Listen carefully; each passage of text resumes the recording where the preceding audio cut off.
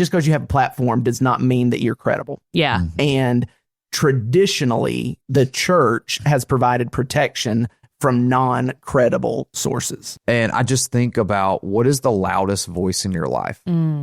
Because social media is yelling at you in ways that you don't even understand. And yet belonging to a gathering in a group of people known as a church who can speak truth into your life and can remind you, hey, you are valuable because you're created in the image of God.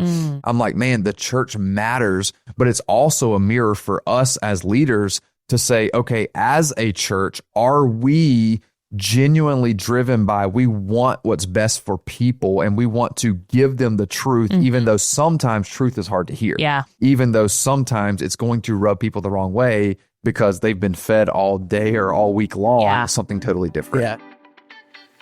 Welcome to Let's Talk About That, the podcast where we deep dive into Sunday's message and explore your questions. I'm your host, Astin Kahnk, and I'm excited to share this journey with you. Whether you're a longtime member of The Orchard or a first-time visitor, Let's Talk About That is your space to explore, reflect, and connect.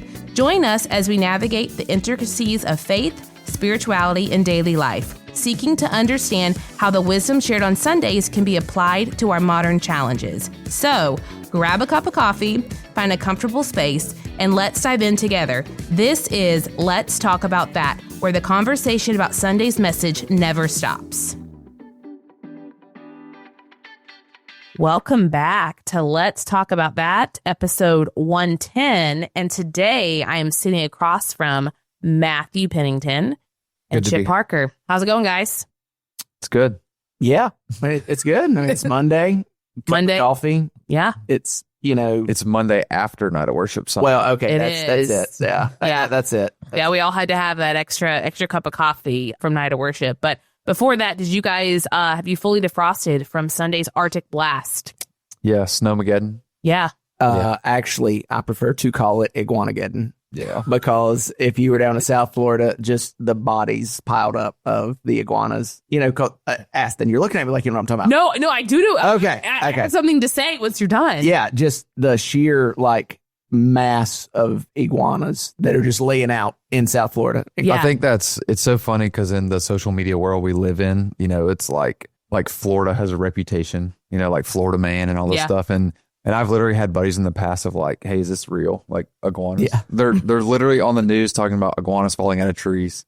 And it's like, yeah, we don't have that problem here. You know, that's a South Florida thing, but I guess you're just like used to it, you know? Like, yeah, just another day in Florida. Yeah, no, I literally saw a picture. They had just bags and bags and bags of just iguana bodies. And the comments and the voters were like, do not put your defrost in your car. Get rid of invasive species.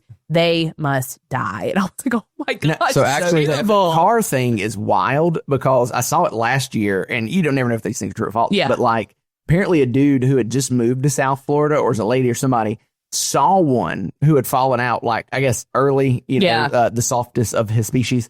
And she puts him in her car to take him to the vet. Like, oh my gosh, something's wrong with him. But it gets in the car and warms up and comes to life and like tears up her back seat. It's like going wild in the car trying to get out. That's insane. Yeah. So FWC actually posted drop-off locations because they're an invasive species. So I don't know if you guys see this, but like there are iguana hunters. Yes. Really? Have you seen the birds? They sell iguana hunts. Yeah. So they go down the canals in South Florida and they like legitimately with pellet guns, they shoot iguanas, and people pay money to do this now because they're an invasive species. Yeah. So invasive species don't have seasons, limits, that kind of stuff. FWC posted, I think it was yesterday and today, February 1st and 2nd, you can bring your iguanas that you collect, and there are like 5 designated drop-off locations or something like that. That's insane. Yeah, I saw a video of guys who were iguana hunters down in South Florida, and they have trained hawks. Like, you know, people used to go hawking back in the day. Oh my god! And these hawks will like tear up an iguana. I think they like shoot them first or trank them or whatever, and then the hawks come in. I'm like, oh my gosh, that's crazy. This is the most Florida thing I've ever seen. Yeah. Oh my gosh, that's crazy. Juxtaposed behind the, you know, the skyline of Miami. Oh yeah, you know? Massive houses. Gosh. All that to say, we survived. Good. Snow flurry at the house. That was exciting. That was wild. Yeah. Yeah, it was super cold. We a lot. Nothing like the snow you saw last year though. No. Was it last year? Yeah, it was last year. We did 11 inches in the Panhandle. That was bizarre. Insane. And then literally Jax was like, Mommy, is it going to happen again? I was like, baby, that was once in a lifetime. And he's like, look, there's flurries outside. I was like, it has snowed 2 years in a row in Florida. That's crazy. Insane. Yeah, crazy. But yeah, so Matt kind of mentioned Night of Worship was last night. Would love to kind of hear y'all's thoughts. Well, I want to hear your thoughts because that was your first night of worship, at least since you've come back. Is it? It was my second. I went to the Brantford one. Yeah, we did have one in Brantford. Yeah. No, it was awesome. I mean, I absolutely love when we can all gather together as one body worshiping Jesus. And there was even a moment when it was like the second set of songs. I just stopped and just closed my eyes and just listened to the voices in the room. And that was just so powerful to know that we're all united together, partnering with heaven, just worshiping God. It was incredible. And Sewanee High School was a fantastic venue to have it. It was honestly my first time being inside Sewanee High School. I've been at the stadium, but hadn't been inside. But yeah, it was a great place to have it.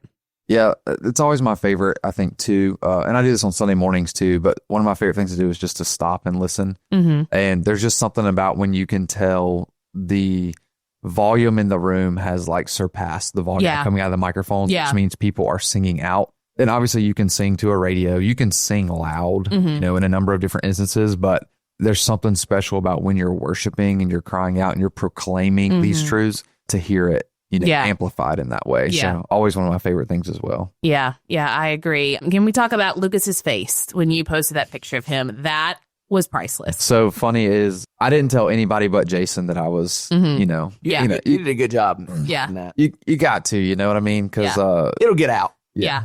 It's the Zac Efron look, 100%. All that. But we had one of our buddies actually took a picture of Lucas from the audience. He did not know I was going to do that. He just I guess the look on Lucas's face, just was like, hey, this is a picture-worthy moment. Yeah. And so he sent it to me after, and it is priceless. It really is. Just jaw to the floor, oh my gosh. We need somebody to put together a timeline of Lucas's hair. I agree.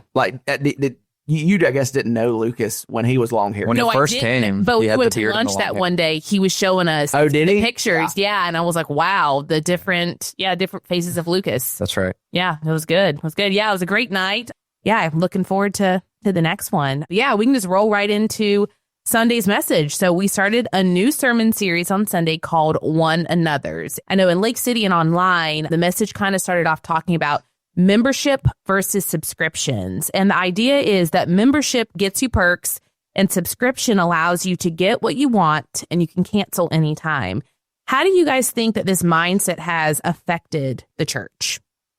Well, I think for me, it was an interesting dichotomy, comparison, whatever, to start off. And I don't know if Matt did this, probably not, but, I joked about the Blockbuster versus Netflix mindset, right? Membership, you had to have a membership card at Blockbuster. Yeah. Matt, I don't know if you're old enough to remember that, but...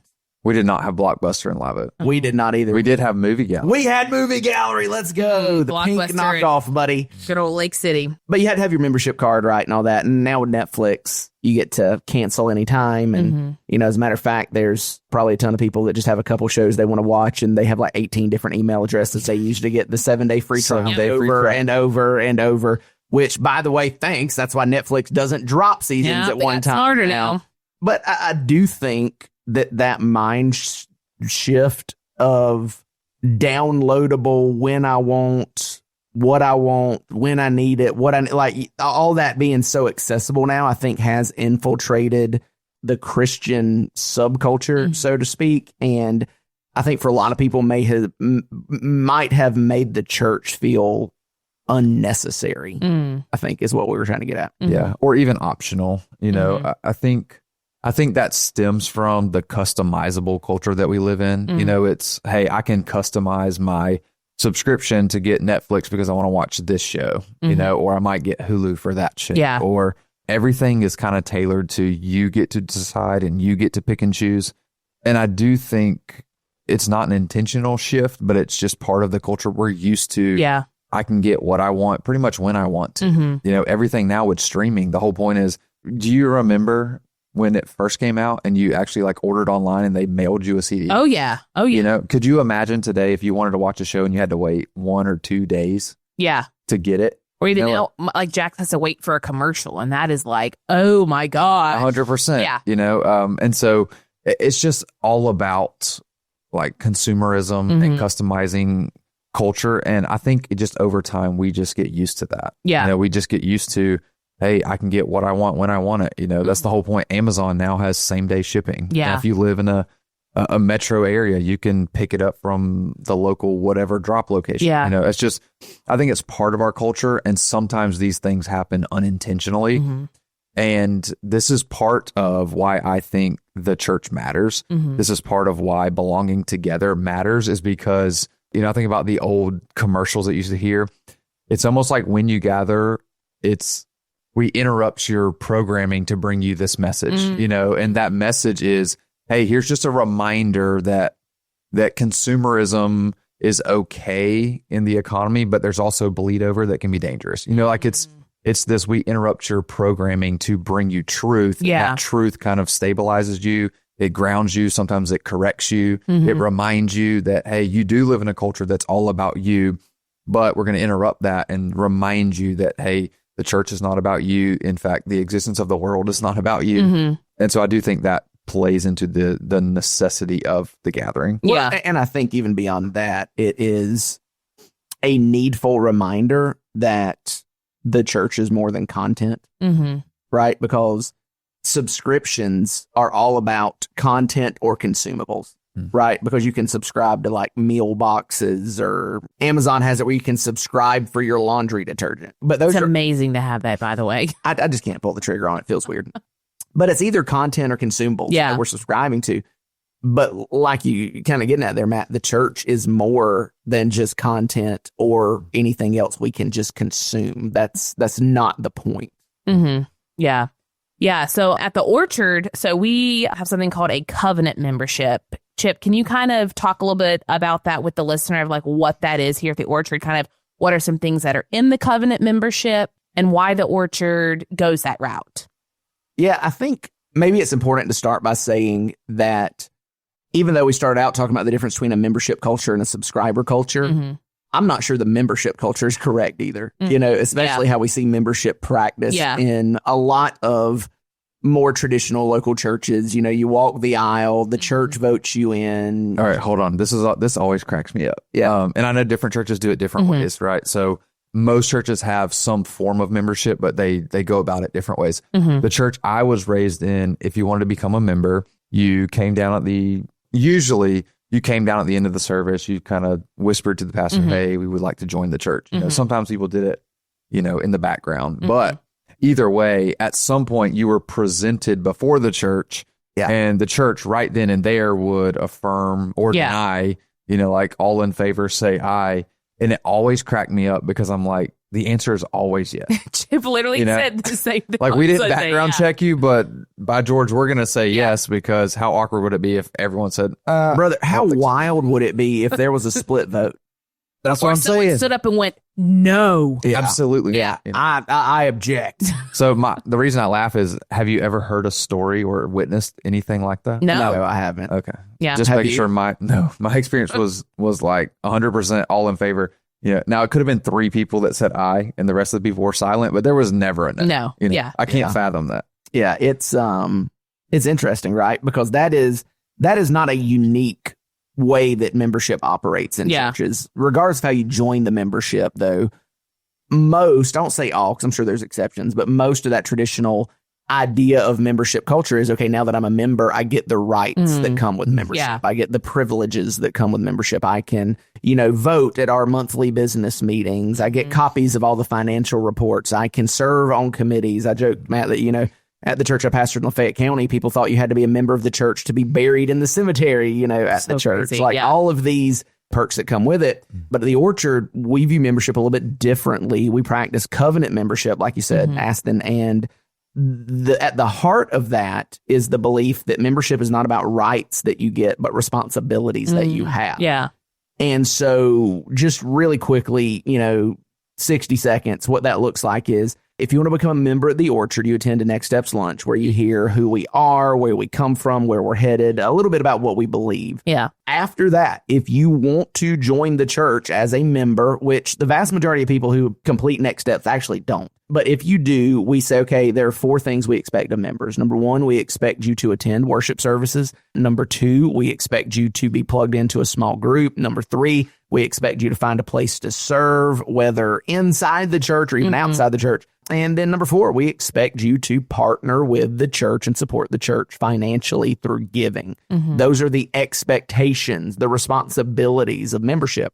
If that's what you would want to do, you meet with your location pastor, sit down face to face, eye to eye, share your story about how you came to faith, make sure you are in agreement with what we believe as a church. And then if that's what you commit to, you sign the covenant. Your location pastor on behalf of the church signs the covenant.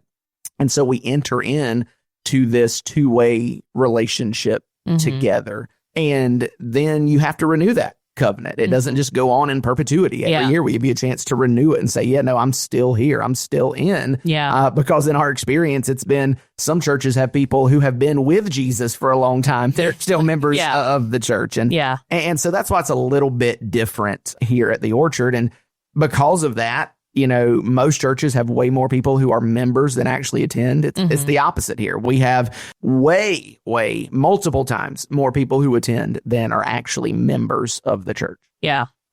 So talking about church, so a few weeks ago, I was actually in a local business here in Lake City and started having a conversation with a lady. And I noticed that there were just some references to scripture and she had prayers on her desk. So the conversation continued. I asked her what church she attends, and she responded with, well, I used to go to church, but there were some people that hurt us, so now we don't go. And as soon as I heard that, my heart just sank. And so I'm sure many of our listeners have heard this or something similar to this in their day-to-day interactions with people. How should we respond in those moments? Thinking about why the church is important. Why does the church matter? Chip, you want to? Well, I mean, let's say this. I only say that because I have so many different thoughts. But because that's not uncommon. Yeah. Right. That is something we hear a lot. Yeah. That is very common. I've said over and over, the number one reason people don't come to church is the people who do. Yeah. Church hurt is real. And it's a people. thing. Yeah. It's a thing. There is, if you go to church, you are probably going to get let down at some point. I won't say hurt. I don't know that everybody experiences church hurt, but at least let down at some point. That's better. Yeah. That is part of what it means to be in relationship with other people. And I'm not saying romantic relationship. Yeah. We use the word relationship just for like romantic now. It's not like just to have relationships with other people. You have to risk being hurt. Yeah. That's not to minimize the hurt. That's just to say, it's really inevitable. Yeah. And so, my joke is that's why when people say, well, I don't go to the church. Church's full of hypocrites. I say, well, we're actually not full yet. We just opened up a third service, so there's more seats. Feel free to come join us. Yeah. What do you do in those moments? How do you respond? Yeah. I think the best way to respond is maybe to ask questions and listen rather than try to give answers, because the truth is, in my experience, there is not here an argument to win. Yeah. There's just people that want to be heard. Yeah. Now, maybe they also want to be validated to say, oh, yeah, you should never go back to church again because of what you experienced. But I'm not even sure that's the primary thing they're after. I think they just want to be heard. Yeah. At some point, when you have enough relational credibility, you can probably push them to say, okay, I get it. The hurt's real. It's also not a reason to stay away from the local church because the local church still matters.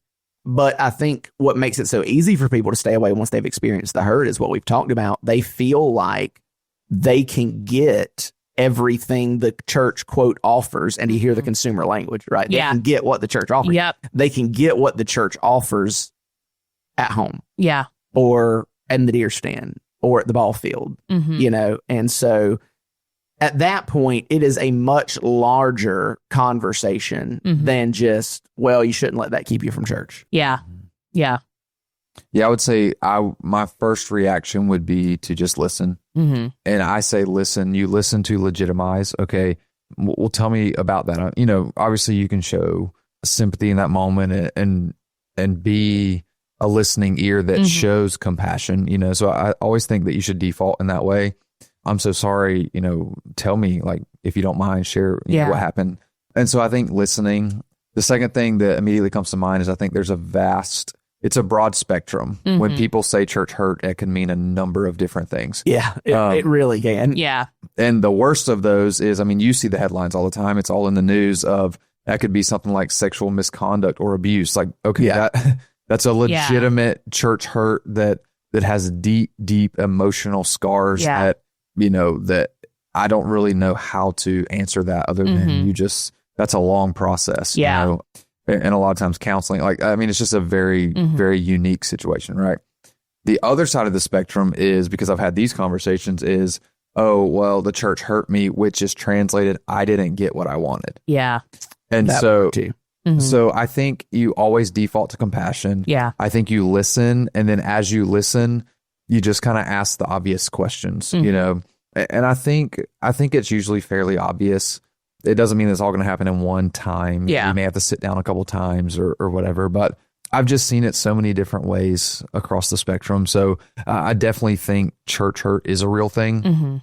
I think the emotional scars that people bear it goes back to Chip's comment about hypocrisy, right? Is when I read the Bible, especially in the New Testament, about the church, and they met together, they prayed together, they broke bread together, you know, you see all of these things. And then you experience something vastly different from that. You kind of have this crisis moment of like, okay, well, if that's what the modern day church is, I want no part of it. Yeah. Me and Jesus will kind of read the Bible together at my house, you know? Yeah. The other thing is, I would say this, and then Chip alluded to it.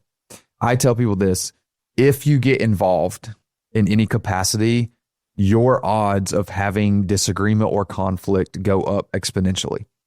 The point is, like, if you decide, hey, I'm going to join a serving team, your odds have increased that at some point you're going to have friction with somebody, you know, because you had a bad day or they had a bad day or miscommunication, whatever the case may be. And that's not a reason to shy away from those things. What amazes me is, if you go back and read the letters of the New Testament, go back and read it through the lens of how much of this is relational language of either what to do or what not to do, or when you did what you shouldn't have done, now you got to go make up for it. You know, I mean, I think about Paul's writings, and he mentions people by name, and he says for the whole church to hear this letter read aloud, probably, hey, and these two ladies, tell them to agree together, right? Yeah. Maybe to modernize that is like respectfully and lovingly as best as I can, like, get over yourself because you have bigger fish to fry. You know, like, I mean, and so I think sometimes the whole church hurt thing also, and I am not downplaying the legitimate church hurt things. I'm saying sometimes it becomes a mask for me to hide behind.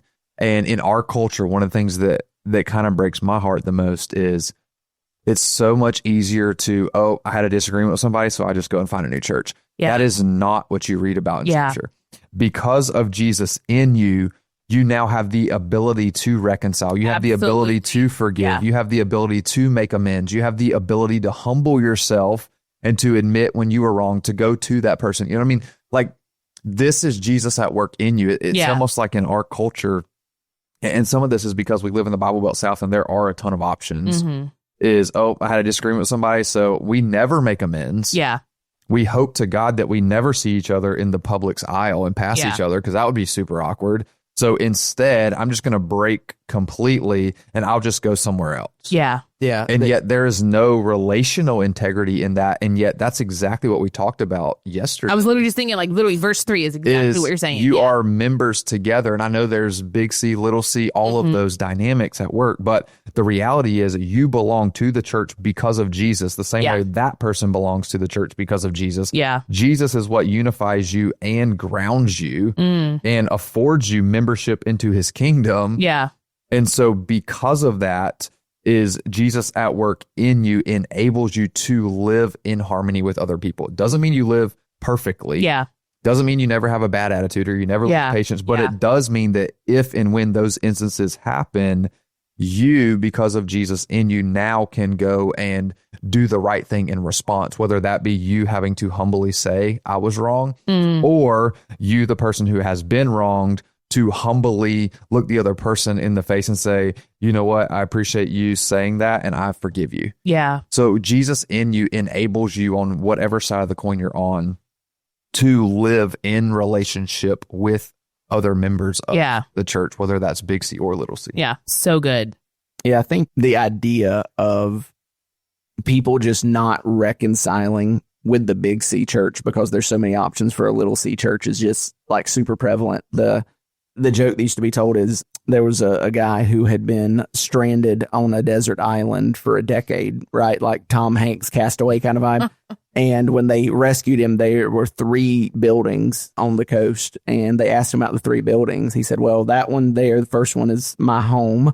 The second one is my church. I still wanted to make sure that I was able to attend church when I was away. And they said, okay, what about the third? He go, well, that's the church I used to go to, you know?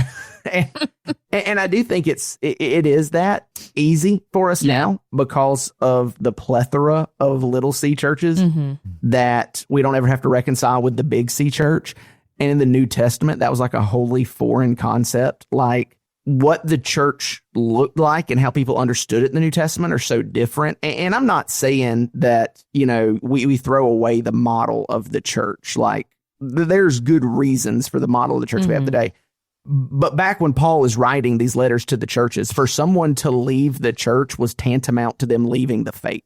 There was no second church of Jerusalem. No. It was, hey, you are the church that meets and lives and gathers in Jerusalem. Yeah, and if you left the church, it wasn't that you stopped coming to the gatherings. It was that, okay, you left the faith. You walked away. You know, that's what Paul says, or I'm sorry, the author of Hebrews says. You know, he says, hey, they went out from us because they weren't of us. You know, and so that's different today because there's so many options that are out there, whether it be, you know, other churches or doing it at the house. And I think that at the root of all of that is we see the world and see faith much more individualistic than you do in the New Testament. Yeah. They had a very corporate, pluralistic view of faith. We have this faith. It is our faith. Yeah. Not this is my faith. Yeah. You know, we are the church, not I am a Christian. Yeah. And I think that is a shift that as modern day Americans,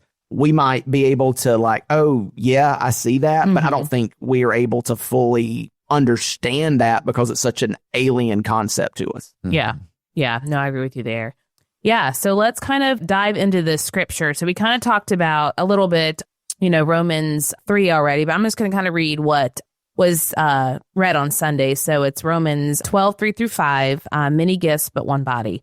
For by grace given to me, I tell everyone among you not to think of himself more highly than he should think.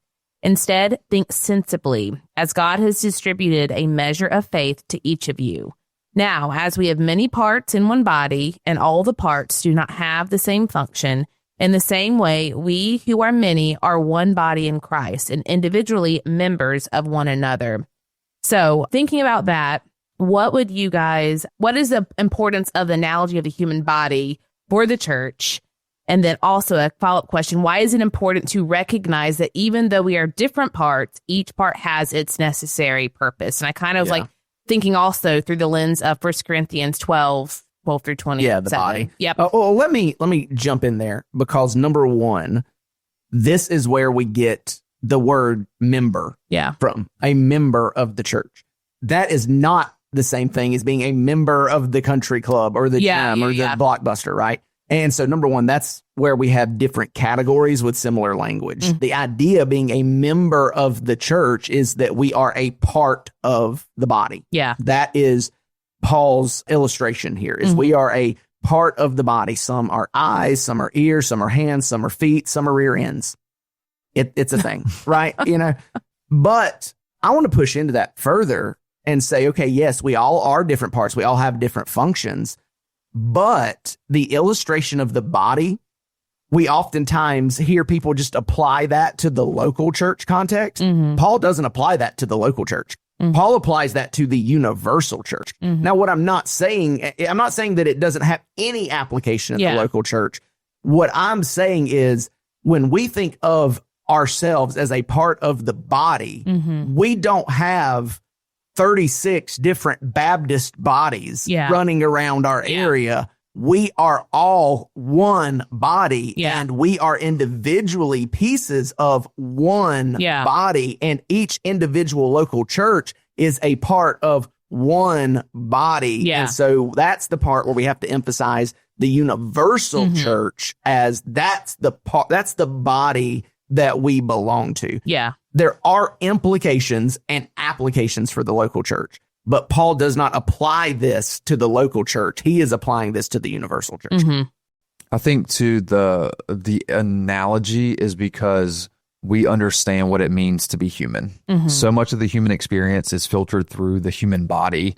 And so the reason that we have gloves and shoes is because we have hands and feet. We understand that hands perform a function that feet don't, and vice versa. And so I think part of the analogy is that we understand the concept of one entity, one thing that is made up of individual things, but those individual things allow the one thing to achieve its ultimate purpose. So for instance, is if your purpose is to go and eat, you're going to need different body parts to work in unison and to perform different functions in order for you to be fed. You know, and so I think there's a natural understanding there that is very helpful when then you translate it to the church and you understand that, okay, the church is one body, united and unified under the head of Jesus.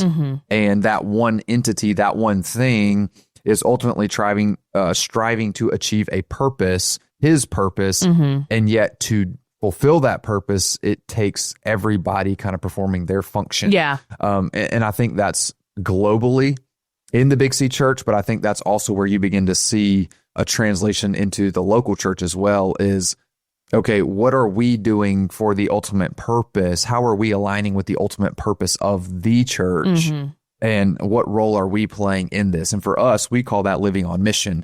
For us, we have our sights set on this region geographically known as North Central Florida, because we believe that God has positioned us as a church, not just by ourselves, but churches in this area, that he has uniquely gifted and equipped us because we are familiar with this area. We've grown up in this area. We know the area. We know the culture of the area, that we are uniquely positioned to take this message of Jesus to this area, you know? And so I think the analogy, the illustration is helpful for us to begin to understand that the body has a purpose. Ultimately, Jesus has a purpose for his church. His church is plan A for creation, right?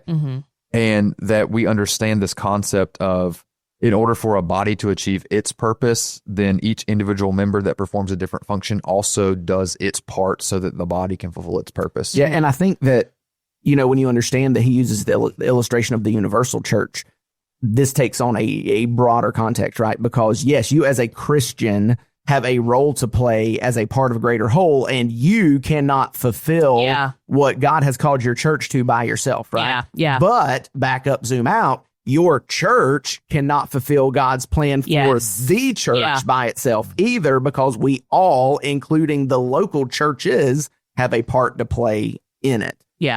Here is where I think that this language of the body has taken a turn that goes back to what you were talking about with your conversation this week, Astin, is we are of the belief, and I'm not saying it's wrong, but the language we use is, well, that's why the church, we're a body. The church is an organism, not an organization.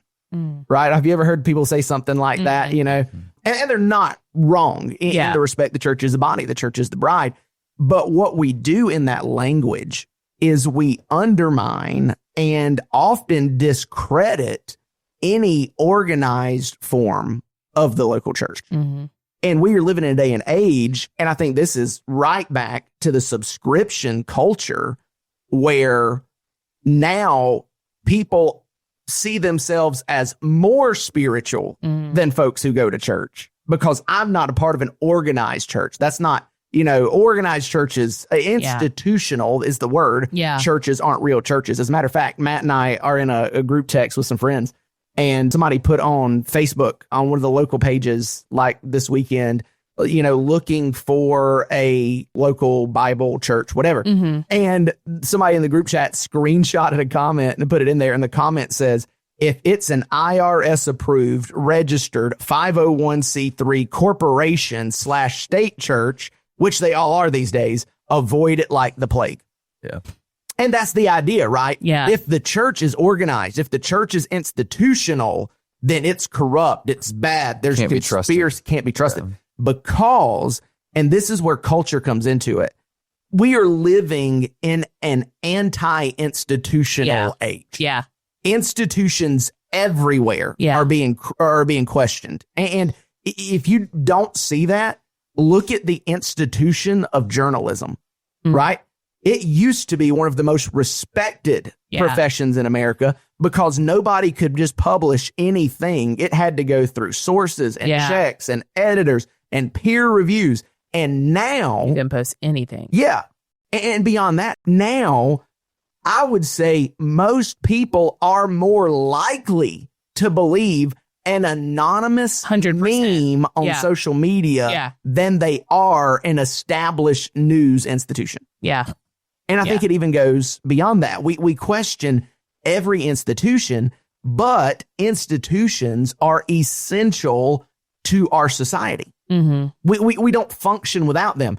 Maybe everybody's favorite institution, or at least it used to be, football is an institution. It's not just a sport, it's an institution. Mm-hmm. It is a place where we are provided a framework to enjoy the sport of football, right? Because the sport of football, you can play after Thanksgiving, or you can play like they're doing this Sunday at the Super Bowl. That's the sport. But we think of football, we think of high school games on Friday night. We think of college stadiums on Saturday. We think of pro stadiums on Sunday.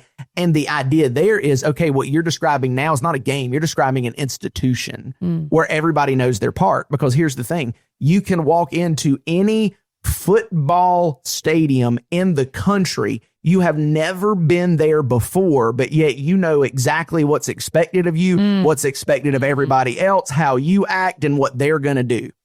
Because what institutions really are a framework for us to operate in and identify with. And when we question all of those institutions, we lose the framework that helps us function as society, right? And that's a whole long rabbit trail, nerd section to get us to this point. When we throw out the idea that the institutional church can be trusted and matters, we have people who are now able to redefine church and question what exactly church is so that they can reduce it down to, I had church in my car on the way to work. Because we lost the framework of what church is and what church is supposed to be. And to clarify, the Orchard does file with the IRS, and that's for financial transparency and accountability. So anyway, I would argue if your church takes up money and they're not registered with the IRS, big red flag. Issues. Yeah. Big red flag.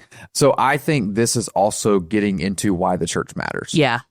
As ironic as it seems, because people say this is why the church doesn't matter, because it can't be trusted as a framework, or, and some of that is rightfully so. It's a wrong reaction, but it comes from a place of responding rightly, where you see the headlines. Yeah. And it does develop this mistrust of like, oh, well, you can't trust the institution because they have abused money or they've abused people or whatever. And so, but yet here's what I would say. Well, it's a baby in the bathwater thing. Exactly. That's what I'm saying, is like they see that and they respond with this like welling up of anger inside of them, which is right. There's a righteous anger there. Yeah.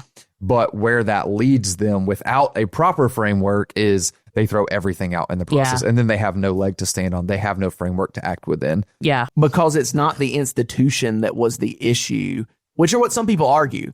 What we would argue is it's the sinful heart of man that's the issue. Exactly. Yeah. And this is part of our cultural conversation too, is we're also at a place in our culture where everything is systemic, and we have a hard time separating like systems from like people who just make bad choices or are not good people or whatever. So I think that's also just a danger of where we are in society, where we like to, this is a product probably of cancel culture, where we like to just cancel everything. Yeah. As opposed to just like having the wherewithal to say, okay, this is wrong, but it was wrong not because of everything else around it, but because this person just did the wrong thing, and that obviously has different levels of severity. But I think this also though hits at why the church matters, the local church, why being involved in a church matters. This is kind of how we ended on Sunday. But we kind of ended with that question is, so why does the church matter? Why does it matter that you belong to a church? And we'll get into some of these things. I think part of it is encouragement, that when you are a part of the church, the idea is that you have purpose, that you have giftings that are to be used, that you have, to use the parable of the talents, that you have been entrusted with something, whatever that thing is. It may be a business, it may be talents, it may be abilities, it may be spiritual gifts, like there's obviously a lot to dive into in that regard. But the idea is that you have something, that you were saved, but you weren't saved just so that you could not go to hell. Right? Like you were saved so that through you, by the Spirit living inside of you, you are both equipped and empowered to go into to do ministry, to go to the people around you. So it's not that you were just saved for yourself, that you were saved so that then you go and you have newfound purpose, right? And so part of that is you need people in your corner to encourage you. Absolutely. You need people to see you. The Christian life is likened to a race. And oftentimes that race is not a sprint, how it's described. It says you run with endurance. I don't know about you guys, but I hate running. Yeah. And I hate running because running requires endurance. I used to like running. Haven't done it since like I respect people who do, but the idea is the reason that running is hard is because it requires endurance. Yeah. Endurance is never easy. Endurance means that you are fatigued. Endurance means that your legs are telling you to stop. Endurance means like, hey, go catch your breath. Endurance is by nature a difficult thing. And yet that is sometimes how the Christian life is defined as you're running a race and you run with endurance, which means you're going to hit those moments where you're having a war within yourself, with yourself, of, hey, I don't know if I can do this anymore. Hey, I don't know if this is worth it. And so part of belonging to a church is that you have people in your corner who can encourage you, who can encourage you to stay the course, even when you want to give up or when you do get tired. People who can run alongside of you, people who, to use the analogy of a race, who can offer you a water bottle when you're panting and can't catch your breath. People who are pushing you, those kinds of things. So I think part of that is encouragement. The other side of why I think belonging to a church matters, and this is the local church, right? A gathering of people, is I think it offers protection. 100%. It offers protection from the schemes of the enemy. It offers protection because the primary means, I'm convinced of this, that the enemy works is through isolation. That's physical, mental, emotional, spiritual. And so by belonging to a church, a gathering of people, then you are somewhat insulating. It doesn't mean that you just naturally happen. Like there's some skin in the game, so to speak. Yeah. But you are setting yourself up to be protected from some of those schemes that involve isolation. And also accountability as well. Exactly. And so the other thing that you're protected from, and this is all part of the schemes of the enemy, is misinformation. And this is getting into Chip's point of, okay, well, you can't trust the framework, you can't trust the institution, all these things. Here's what we have to understand. And I say we as this is Christian, non-Christian, this is 21st century American. You are being fed every single day and every single week by an algorithm. Yeah. You live in a world that is catering to what you already like and what you already think. And so if you aren't careful, your algorithm will feed you misinformation, such as you can't trust the institution of the church. I see videos like this all the time. People send me videos of this, like, what do you think about this? This person makes a good point. They're making the same point. They're just packaging it different than the other guy. And so part of why the local church matters, being a part of a church matters, is if, and this is a big if, an asterisk here, but when I say a local church, I'm talking about somebody who opens the Bible and teaches the Bible regardless of how that's going to sit. Yeah. Right? We call that ear tickling, and people have a whole misconception about that. That's probably a different episode.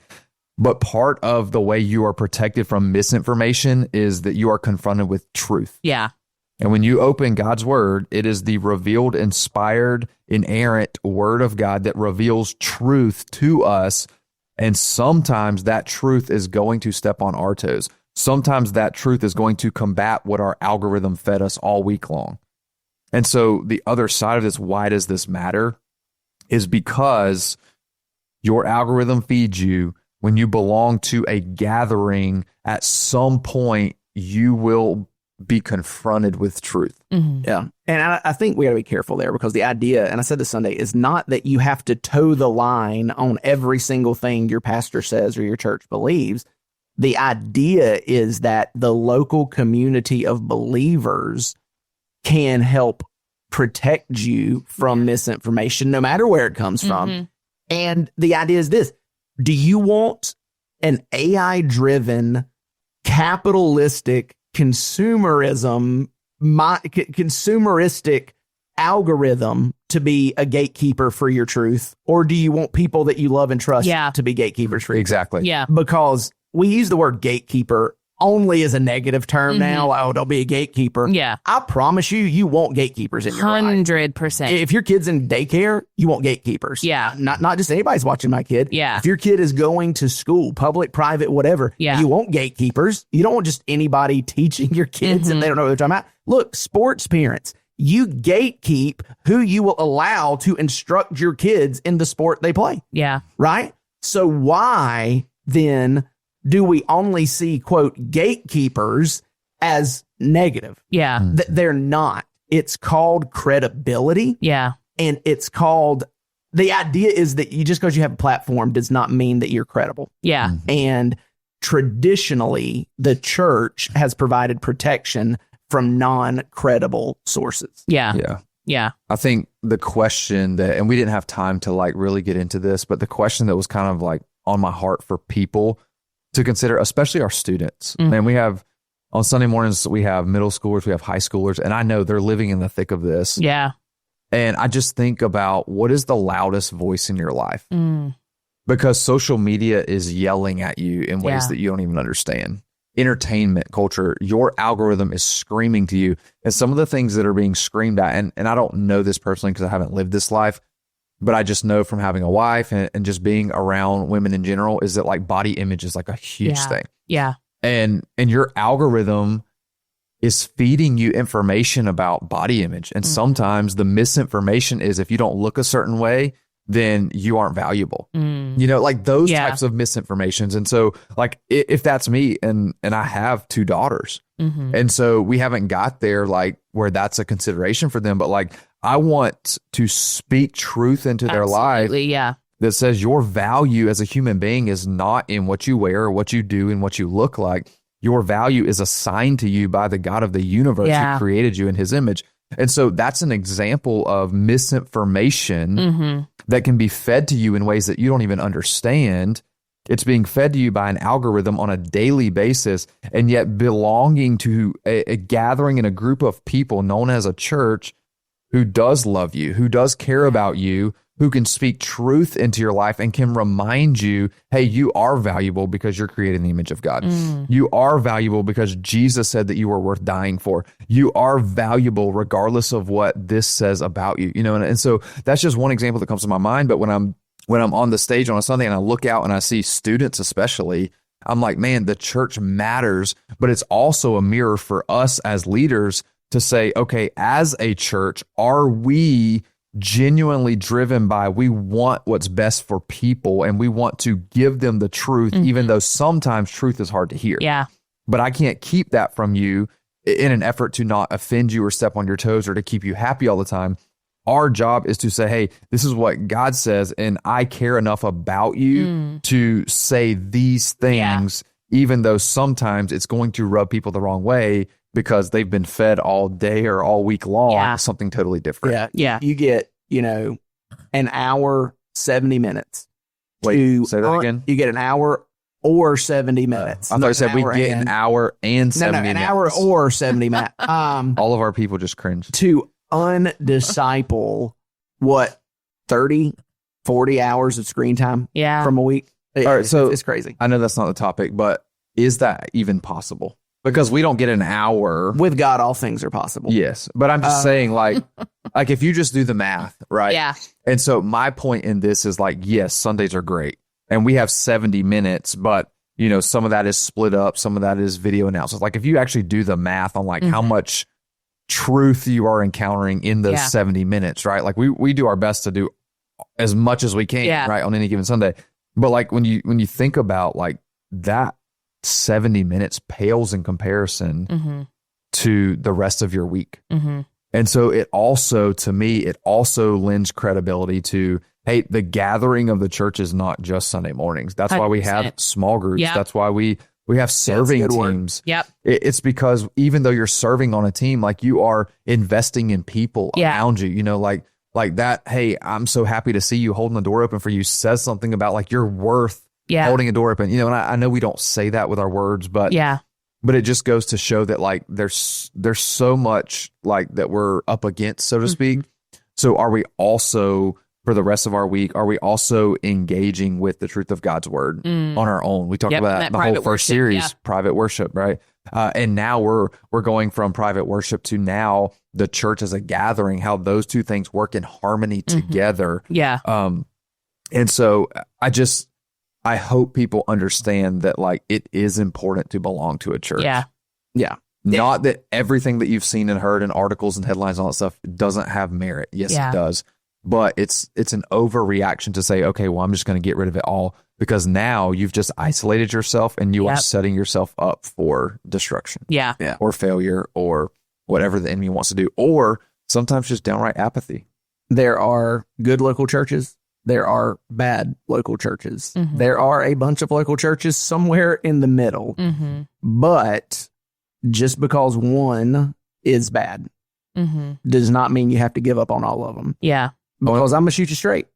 I've had some bad Taco Bell, but it has not kept me from going back. Absolutely. Maybe to go back to that one, but not all of them. Yeah. Let me say this too. So we're talking about churches, right? If you call the Orchard home, regardless of what location you attend, I think a question for you to consider is, what am I contributing to what type of church the Orchard is? That's good. Because I play a part in this. Absolutely. This is not just the people on the stage or the people with a microphone or the people on video. This is if I have partnered with, we talked about partnership, if I have partnered with the Orchard because I believe what they believe and I believe in the mission that they are striving after, which is just to help people know the Jesus that we know, right? In this geographic region known as North Central Florida, if you are listening to this and you call the Orchard home, I encourage you to press pause and to think about, okay, if this is true of churches, how am I contributing to this? How am I contributing to the people who come and they're looking for Jesus, or they're looking for a place to be told the truth, or they're looking for a place to find community, whatever it is that they're looking for? Okay, what part do you play in that? And how are you playing your part? Yeah. And I don't say that to shame anybody. I say that legitimately too. It is all of us. Yeah. This is not about the paid professionals. This is not about who gets a microphone or who gets to be up. Like, this is all of us. From the moment that somebody parks their car, do they interact with somebody on the parking team? They walk into a door that's being held open for them. They check into kids ministry. They grab coffee. Whatever the case may be, is that we all have a role to play. Yeah. It is a privilege to do this. And we do it all through the filter of, man, this is who Jesus is and what he has done for me. And so because of that, he has transformed my mind, my heart, to where now I shift my focus from myself to the people around me. And it's, hey, how can I help you in this moment? How can I help you see and know this Jesus? Yeah. Man, what a great conversation, Matt. Thanks for joining us. And Chip, always a pleasure. Yeah, so I'm looking forward to just continuing the sermon series on one another's. But in the meantime, we hope that this podcast just blesses your week, and we will see you right back here next week. See y'all. Thanks for joining us for this episode of Let's Talk About That. We hope it encouraged and challenged you as we continue to grow on this journey of faith and embrace community together. If you have more questions, thoughts, or feedback, we want to hear from you. Be sure to reach out to us through our social media or visit our website to stay connected.